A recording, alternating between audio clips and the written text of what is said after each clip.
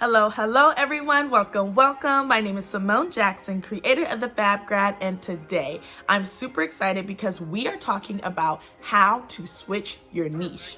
This is super important because I know a lot of us do this. A lot of us are content creators that have a lot of different passions, and we have a hard time defining our niche. I do have a video about this exact topic of defining your niche, but this one is going to talk specifically about how to switch when you were already in one lane and now you're interested in doing something different.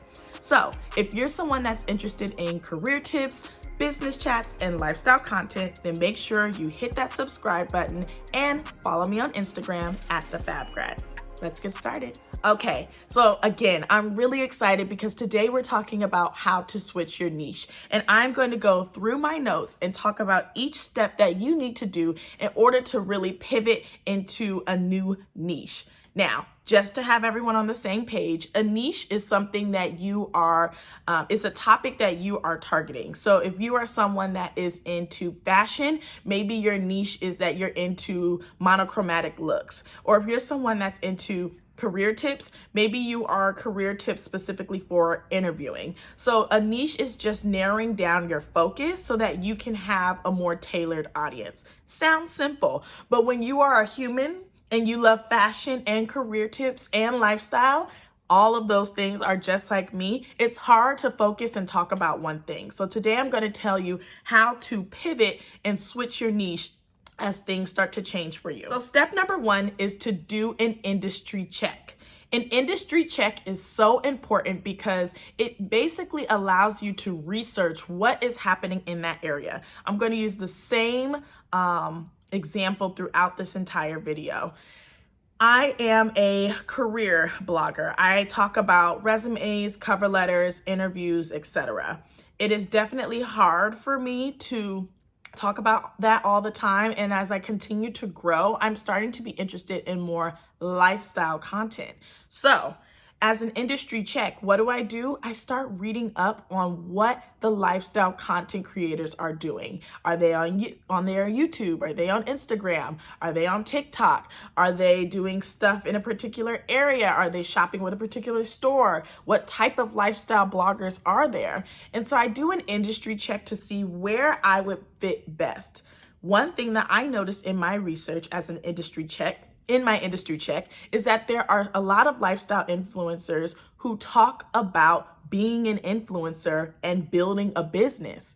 This was something that I was really excited about because for me, I was like, I like to talk about careers, but I also want to start a side hustle as an influencer. And so now I create videos around how to grow as a nano influencer and how to start your business and what it's like to have a side hustle while also giving career tips.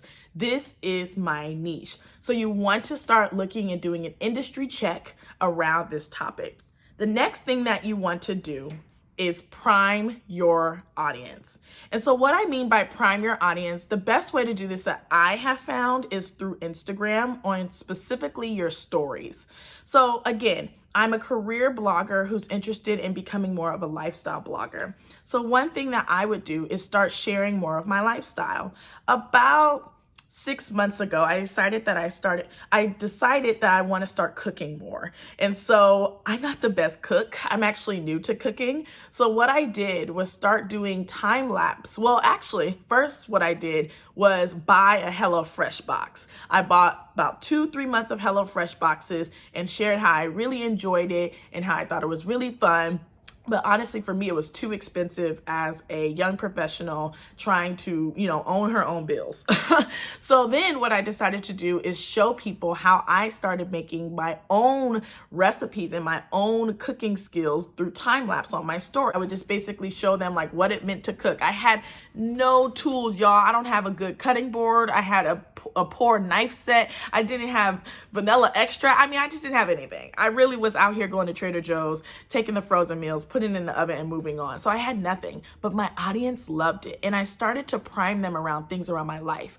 I also started doing fashion hauls. I started showing things that I got online and started sharing a little bit more of what it's like to dress for my size. I started sharing a little bit more about what I was reading. I started including more music in my Instagram stories that were more fitting to what I like, which is R&B and hip hop and neo soul, so that my audience could start to see more of my lifestyle. Priming your audience is basically letting them in a little bit more into the thing that you want to start switching them over to. So they could still get the career tips, but they were starting to get a little bit more of the lifestyle. And guess what? I got really good feedback. They were so excited. Some of my most requested content is from fashion hauls and cooking and all of that. So my next tip is super important. Get your pen and paper out. All right, so the next thing that you want to do is start with a series. A series is basically a group of content that you create within your new niche. You want to create about 5 to 8 pieces of content around this new niche so that your audience feels like they are learning and jumping in to this new niche with you. I'll give you an example. Again, I want to go from a career blogger to a lifestyle blogger. So what did I do? I started a series on my Instagram this year called Simone at Home. It's something that I was actually pretty nervous to start, but because I had primed my audience, they were so excited. I actually made an entire video in my kitchen about brown maple syrup pancakes. I made pancakes in my kitchen and showed them how, the process of getting it all together. And I actually put the video on YouTube, and we can talk about how to repurpose content, but it's actually, I called it a Valentine's Day breakfast idea. So again, we'll talk about how to repurpose content for different platforms on another video, but the Simone at Home video on my Instagram is a part of my series that I'm starting to introduce people to my lifestyle. So maybe the next video that I do in Simone at Home is a lunchtime recipe, and then maybe I'll show them parts of my closet, right? Then I'll show them how I organize my pantry, right? Just showing more of my lifestyle within this series called Simone at Home.